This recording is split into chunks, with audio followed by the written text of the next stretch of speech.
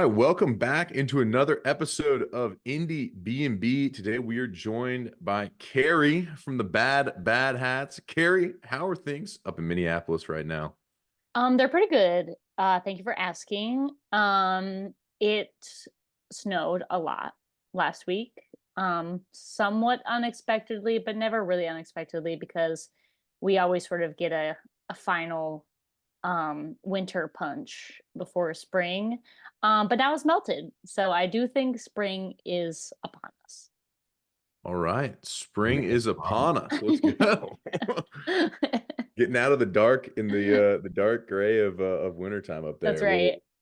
you know, we've been listening to some of your tunes and loved what we heard and we're excited to, dive into some of that. Like, I guess the first question we always ask is, what drove you into this, profession? What's got you, making music and what inspired you to get in here? Um, I guess I would say it's maybe like the cliche thing, but I do think it must be there must be something to it. But like I did grow up in like a fairly like musical household. Um, like my mom plays viola and she really wanted my sister and I to take music lessons. So I took like violin, took piano. But also like my parents were always like listening to music when I was young. We had like a 5 disc CD changer.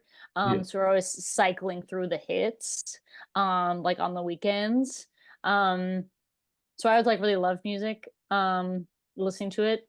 And I really enjoyed, we like learned about poetry when I was in fourth grade, and really liked it. Like rhyming is just like so great. Like I feel like there's like an organizational aspect to it that like really makes sense to me. So I got into poetry and then I like was listening to certain artists like Michelle Branch and Avril Lavigne and was sort of like in like Alanis Morissette and was kind of like, oh, like I see how like we can merge the music and the poetry into something. So I like started writing songs when I was maybe um like 9 or 10 and learned guitar when I was like 13. And just like really loved writing songs and but it was pretty much only something I did like in my bedroom, like by myself. But it wasn't until I went to college in St. Paul, Minnesota, where I am, that I like met some like-minded uh musicians and like other people who was like, oh, cool, like you're writing songs too. And I met Chris. We found each other's music on MySpace.com because that's where you put music in Right. 2009. We liked what we were hearing. And we thought we could like, bring our powers together to make some indie rock. So yeah, and then basically like I graduated in 2012 and there were like no jobs. So I just was like, well, this music thing is working out, so here we are. Awesome. Awesome. Well, I mean, you joined forces with Chris and the doldrums of 2012. Like what Yep. would you recognize in him as like a bandmate to be like, all right, like I think this is the person I want to start creating with? Like what was it about him that was the perfect fit? I honestly think and maybe I didn't even know how to like articulate this at the time. But I like my real passion is like the like lyricism and like the melody writing, like kind of like the basic song, like what I refer to as like the open mic night version of a song. Um, but Chris was like really into recording and like he was all his like MySpace demos just had like really interesting like sounds. Like even if he was just using like a computer mic, it's just like, like blowing it up in a cool way or creating like like a rhythm track with like pens on the desk or something. Like he was already sort of like really tapping into like tones and like production. So in that way, especially we sort of like rounded each other out because I was less interested in the technology side. And he was less interested in the lyric side. And he was writing songs because he was like, well, I need to write songs, so I had something to produce. But I think like as soon as he met me, he's like, this is great. Like now I can just produce your songs and we'll be good to go. Um, but then also we just like had a similar like passion for music and a similar interest in like pursuing it further. And I think we like fuel each other in that way, which is it's just nice to have like a partner in this business.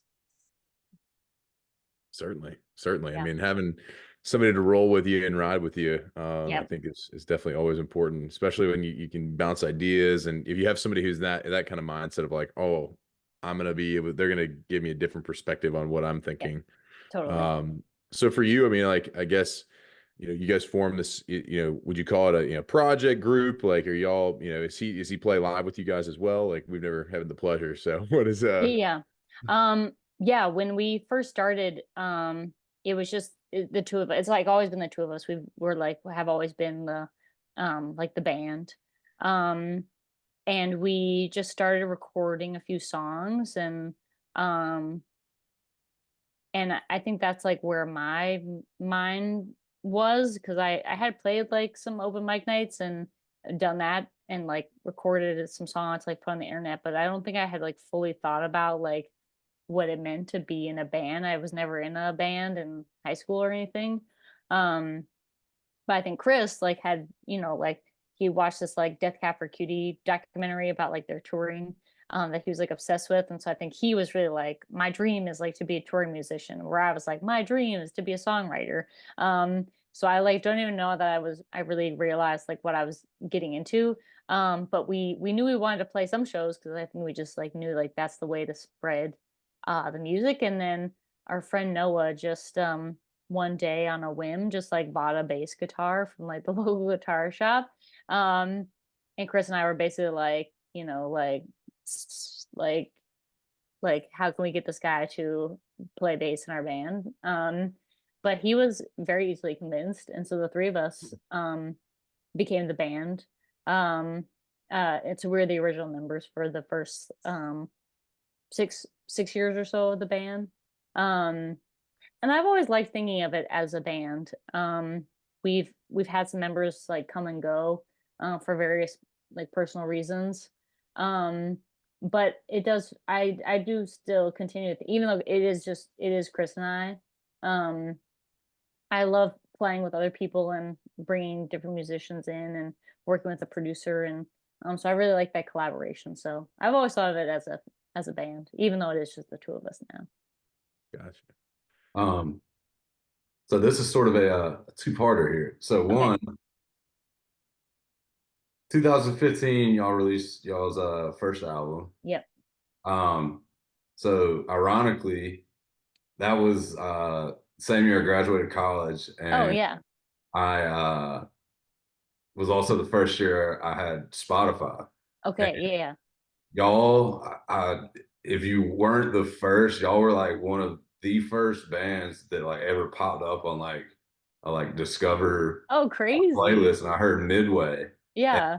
fell in love with that Oh, song. cool. Thank you. So I was like, when Grant was like, "Yeah, we got Bad Hats on," I was like, "Dude, I've been listening to them for like 10 years." Like, I love it. crazy enough.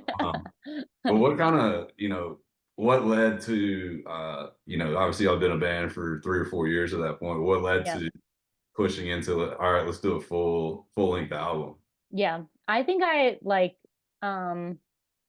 I think that's what I always wanted to do. I don't know that I had fully understood the concept of an EP, but we were signed to like a small indie label, like very early on. We played a Battle of the Bands as our second show, and one of the judges ran this record label, and he signed us. And I think he suggested that we make an EP to start, so that was our It Hurts EP. Just like it's cheaper, but like that went pretty well. So then it was like, okay, we're diving into the full length um, which I was excited about because that's like, I think that's sort of um, as a songwriter, just like having that sort of body of work is like really exciting.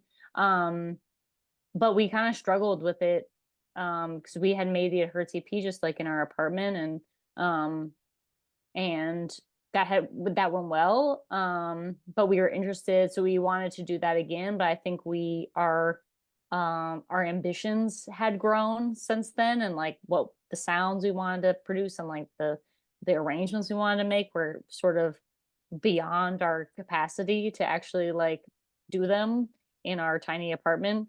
Um, but so thankfully we connected with our friend Brett Bullion, who produced the record for us and sort of took it to that place that we wanted it to go. Um, But yeah, I love a full length. I mean, I think a lot of bands release singles and EPs, and I think it's like a good way to like release music quickly and like also to have like nice little packages. But I've always been a fan of the full length. It feels good. Yeah, I agree. I also am a fan of listening to albums in order, Yeah. not putting them on shuffle because I feel like artists put them in a specific order on purpose. Yeah, we appreciate that. We do. We do put them in an order on purpose. But I will say I am also guilty of, I'm definitely like I love a playlist, I love a mix. So I'm certainly guilty of like focusing on singles from artists, but I always appreciate when people take the time to listen to the albums all the way through. Cause yeah, that's what we want. You heard it here first, folks. Listen to it from 1 to 12 in Yeah. order. Yeah. And Like, then once you do that, then you can switch it up, do whatever you want. But yeah. at least once check it out, maybe in the order. It'd be kind of tight if Spotify locked it where it was like, yo, Yeah. you can't listen to this on shuffle until you go 1 through 12 right in a row for 20 minutes. Why Uh, not? Those are the rules. yeah, sorry. Look, you want your free music. Well, look, you And gotta pay the toll, all right? how you had to do it when it was on vinyl. I mean, you didn't have Yep. a Yeah. choice. I mean, No, unless you can do some manual yeah, flipping, I guess, but it's a little trickier. yeah. Yeah, for sure. Well, you've seen a lot of, you mentioned that you started making music on MySpace. Like, what do you think about this digital transition that you've basically been making music through? Like, I mean, Yeah. I had a MySpace, at one point, and that was it's funny. I associate songs with people's MySpace song, like people with Yeah, MySpace yeah. songs. Oh So yeah, every time I totally. hear the word "kiss kiss," I think about this one person specifically, and I'm Yeah. like it's crazy how MySpace was like this big music Totally. algorithm, but now it's Yeah, totally different in totally. how we find things. Yeah. I mean, it's like it is interesting to I don't think of myself as being very old, but I know that I am because I've like lived through like already like four like social media like moments in my band life. Like, yeah, it was MySpace when I started. I think SoundCloud was similarly kind of then I know people are still using SoundCloud, but I think at the time it was like SoundCloud and MySpace were like the places like to put your demos for random people to hear them. Um, and I guess maybe like YouTube. YouTube is also stuck around.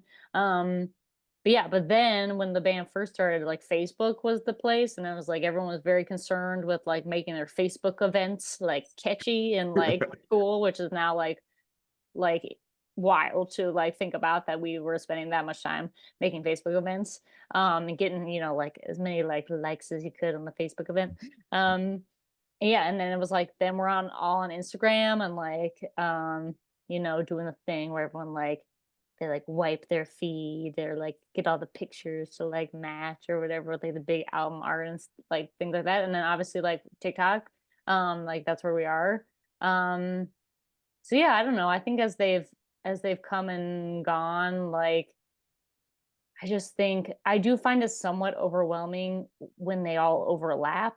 I can only really like keep a few social medias like in my head at once. It's hard for me to sort of cross the platforms. Um, but I also think like they are tools. Like they can be very overwhelming when you see because some people are like so good at them and it can be kind of stressful when someone's like doing a really good job with it and you're like, "Oh man, like I should be making a video like every single day or like buying a really nice camera and like doing it." But like you could do that, but if it's not for you, like I think that's okay. Like I think that's where we need to be. It's like props to the people who are really good at using the tool. And like that's amazing. But I don't think it has to be like the end all be all. Because like I said, like I've seen we're already on like the fourth or fifth iteration of like the platform you have to master to like make it an industry. Like I don't know there's gonna be another thing like in 5 years, I'm sure. Um and I hope people can use that to also become very famous, but I try not to let it like stress me out. I just like to use Yeah. it when I'm feeling good about it, having fun, because I like to make a funny video now and then. Um, but yeah, I don't think it's maybe healthy um to put all the eggs in one basket. Yeah, at a certain point, you got to be a good band, and Yeah. like, I mean, I can you can post all the social media stuff you want, but if I show up to the show and you 100%. aren't any good, we're up the creek. What are we doing? Yeah, for sure. And it is tough because I do feel like it's the industry also like wants artists to be using it constantly. So like we're getting pressure from that end as well, instead of pressure to be like, but like no one on the team is emailing me to be like, did you guys rehearse? Like, do you know how to play the songs? Like, no one has ever emailed me that, but people are constantly emailing me to be like, did you post the whatever? It's like, and so in that way, it's like, I think it is tough because artists are sort of getting that feedback from like many different sources. Um, but I don't want them to stop spending time on their art because that is really what's important. Yeah, for sure. Well, speaking of your art, I mean, we want to kind of spotlight one of your songs, and we did choose the single, of course, not Right. one of an album, but My Heart, Your Heart just came out, recently. So, we always Yep. like to kind of understand from your writing perspective how that came to be and, Yep. how to come from nothing to something. Yeah. I honestly like that's a great question with like most art. Like it does kind of feel like where does it come from? It just appears. But this song is kind of interesting. It like went through phases. Like the chorus of My Heart, Your Heart, I actually wrote in 2018 when we were in the studio recording our second album, Lightning Round. We just had like a lull in the recording, and I was just like hanging out, and Chris was playing a bass line, and I was just humming over it, and I was like, that's pretty good. So I took a little recording and I like tucked it away in my mind. I was like, I really like that. Like I hope I can make something with that, and like tried for many years, but nothing happened. But then in like 2021, I was sitting on the couch where I write all my songs, playing. I started playing the like the guitar part that starts the song. And I always know I have something good when Chris he'll like come to the kitchen to get a snack or something. He'll lean out from behind the cabinet and be like, Mhm. "What's that you're playing?" I'm like, "Ooh, I got a good one." He's interested. He's intrigued. So I knew that was cool. And then all of a sudden, like I realized that part could go into a chorus that fit the "My Heart, Your Heart" uh, line that I had written many years ago. And then I gave it to I basically because Chris was like he really liked it, so I taught him how to play it, and then he basically went off to our like little studio and made like the whole instrumental track, which is great. Love when that happens. Then I just show up and sing. Um, so yeah, so it came together really quickly, the demo at least, and then we decided to record it. We did like a batch of like 5 songs one winter, um and we decided to include it because we all really liked it. And then our friend Khan, who played drums with us for many years and who we made the fourth album with, he put his drums on and helped us produce it. And so yeah, nothing to it. I mean, it only took 2 or 3, what was it, Yeah. 3 or 4 years there, Yeah, 5 years there. sometimes you just gotta wait. It's just like a slow simmer for some songs. I love that. I love that. You Yeah. got a bunch that are on the I'm picturing like a chef stove, and you got like a Yeah. bunch of pots of like pasta sauce, and you're just Yeah. kind of stirring some of them every now and then you end up making the pasta later.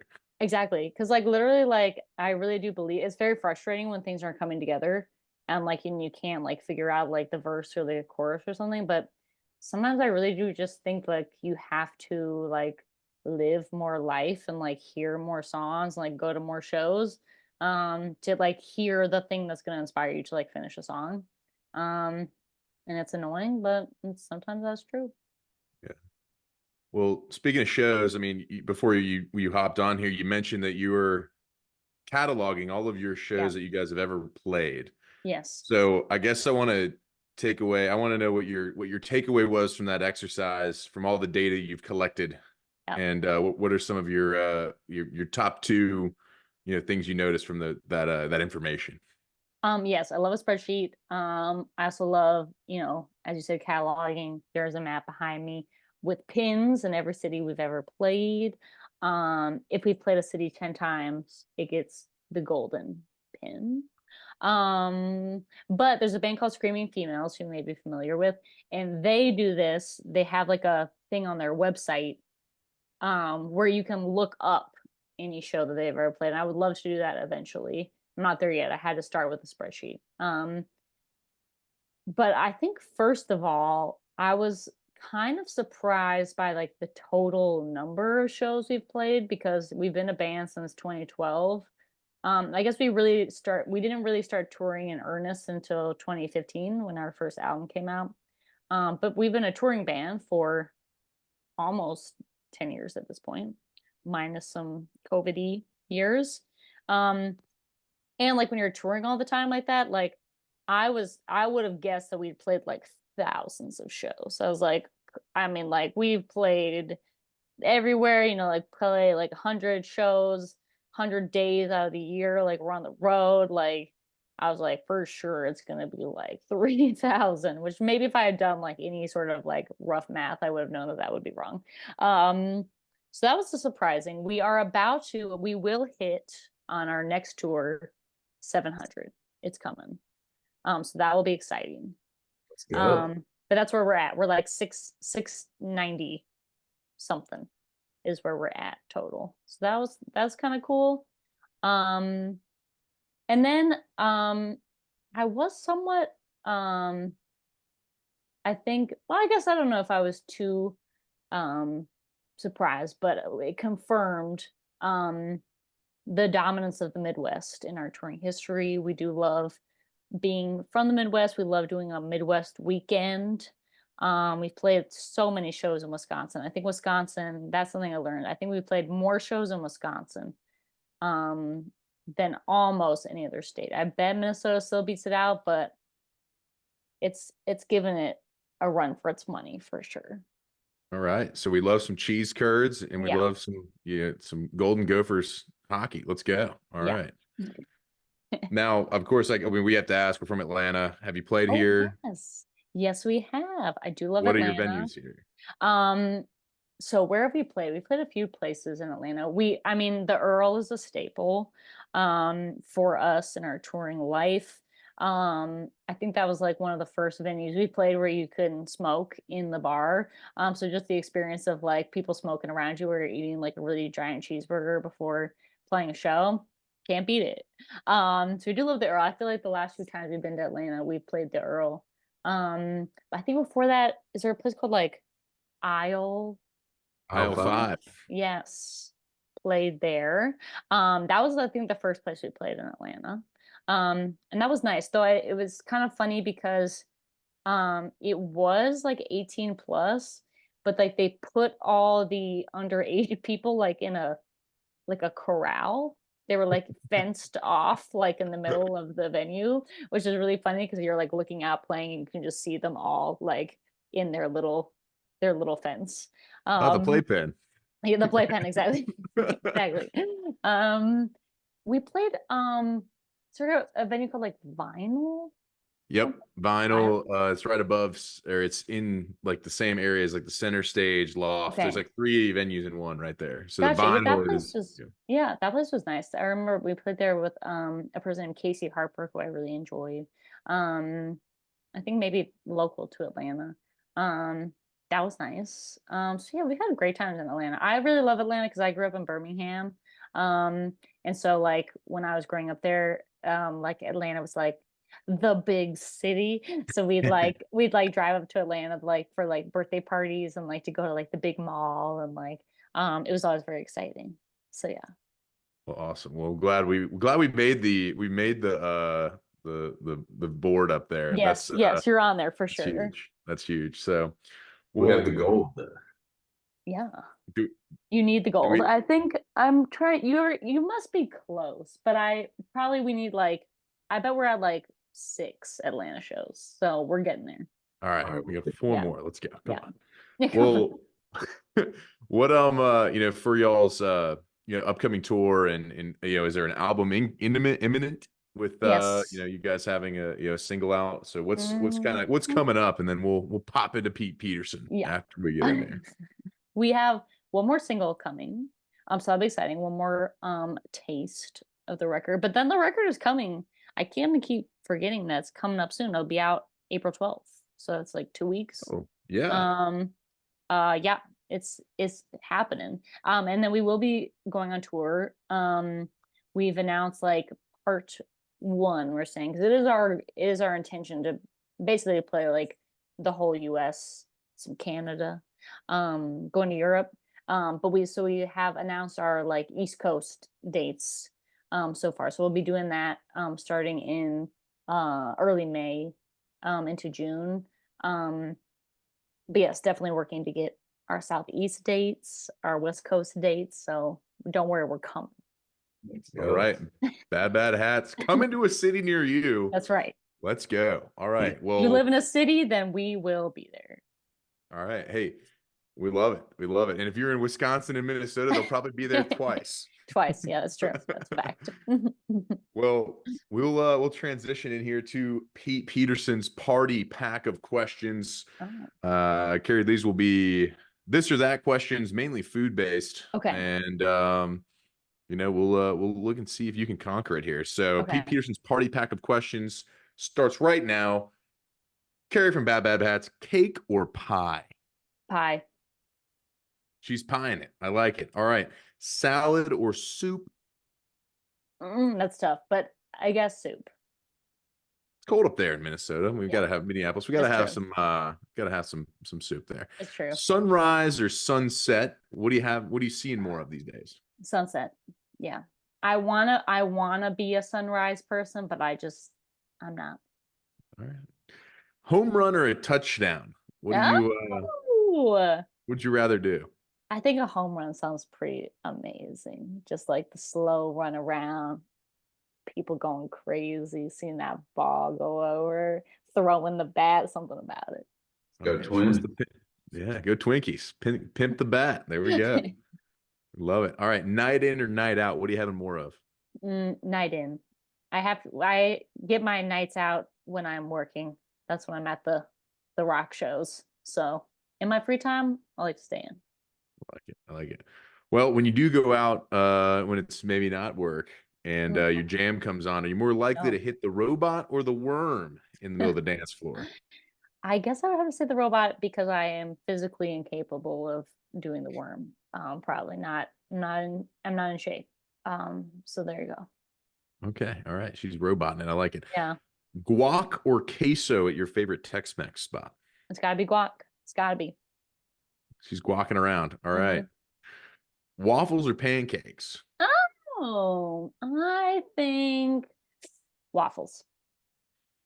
All right. Well, next time you're here, of course, you need to head up the Waffle House. Absolutely. I mean, I'm sure you've experienced it in your travels. Absolutely. Something to definitely look at. Coffee or tea with your waffles? Coffee, please. All right. All right. All right. Dogs or cats with your coffee? Dogs. I gotta go dogs. Okay. We need more dogs. We like it. Are you more like a ninja or a pirate? Oh my gosh. I don't know. I had never thought about that before. I guess I'm like great on the sea. I do enjoy it, but I don't love boating. So I guess in that way, a ninja. Let's see that. Yeah. You will not see her on a rock boat tour anytime soon. Yeah. I mean, I would go if I was invited, I'd give it a go, but I just don't like the wind. That's what I really don't like. So I would say below deck. Below deck, inside at the club. Yeah. Got it. All right. Gatorade or Powerade? What do you like better? Oh, Gatorade. For sure. I didn't appreciate though. I saw like some meme that was like anyone who calls Gatorade by like the actual names instead of just the colors is a narc. And that made me feel bad because I always call it by its name, not the color. Oh, dang. Well, I might be a narc too. Dang. Toast or bagels? Toast. All right, she's toasting it up. I like it. Chips or pretzels? Pretzels. I like a Snyder's nibbler in the evening. All right. All right. All right. Fries or tots? Fries. All right. Okay. TV show or movie on your night in? What are you unwinding to? TV show. I know it's a cliche now, but like there is truly something about like not I'm like I don't have time for a movie even though I'm gonna watch 4 hours of TV. It doesn't it's like the math is different. I agree. I agree with you Yeah. 100%. Are aliens real? I don't know. Like I feel like there's like been some compelling evidence recently. Did you hear this thing about like the lights on the planet far away? I did hear about this, and it's like a billion years away, isn't it, or something like that? Yeah. Like But they it's found like like it's like artificial light or something emanating from a distant planet. Like, what's that? What is that?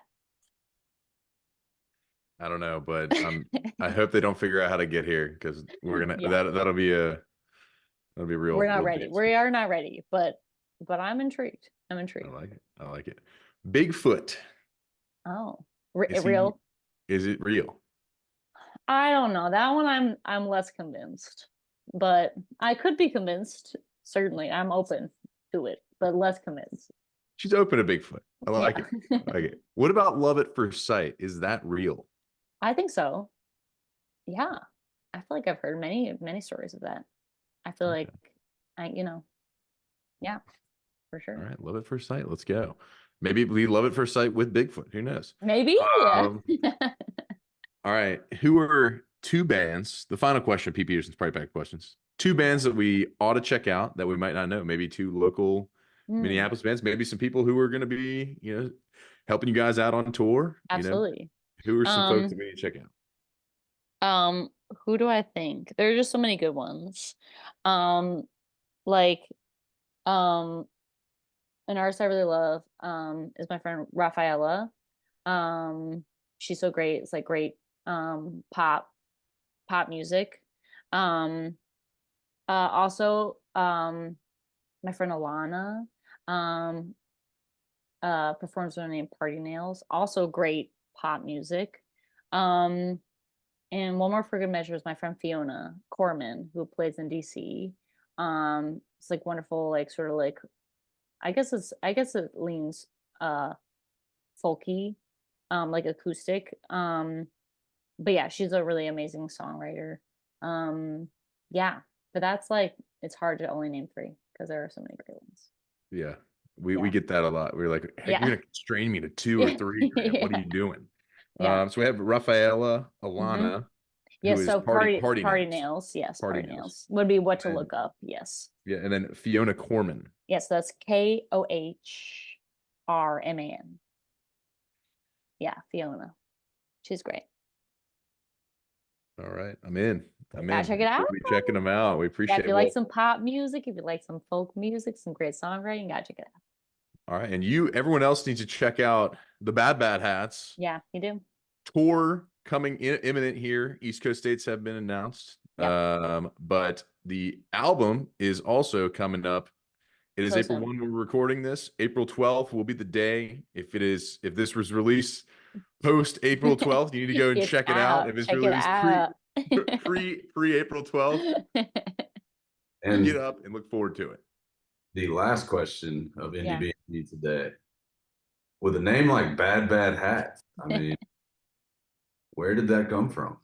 It is a great question. Are you familiar with the Madeline children's books? It's like the yellow outfits and hats and like the nun, they're like in France. Yes. It's like they're like old books. But I read them a lot when I was young, and there's one book called Madeline and the Bad Hat. And in the books, the Bad Hat is like their neighbor who's like a troublemaker. He's sort of like a rotten kid, who's always like causing problems. But it's really just because he's like, he's lashing out because he like needs more love and attention in his life. I read those books when I was young. There's like a cartoon series based on it with like fun songs. So that's what it's based on. We always say we don't remember why we chose it, but that's what it's a reference to. That's where it There we comes go. from. Yeah, We there love you it. go. Hmm. We love it. Well, Carrie, we really appreciate you taking the time tonight to get on our pod here, and you know, we were looking forward to that visit to Atlanta, and hey, you hit us up when you're here. Amazing. We'll get a beer, we'll get some tots, maybe some waffles. I don't know. That You know, sounds great. Yeah, it's a you little gotta let me wild. know like I love eating food on the road, so I need to know all the spots. We will certainly be no shortage of suggestions from us. Okay, So great. I love it. Yes, I do hope we're back soon. We do love Atlanta. awesome. Awesome. Well, Carrie from the Bad Hats, thank you so much for coming on the pod tonight. Yeah, thanks, y'all.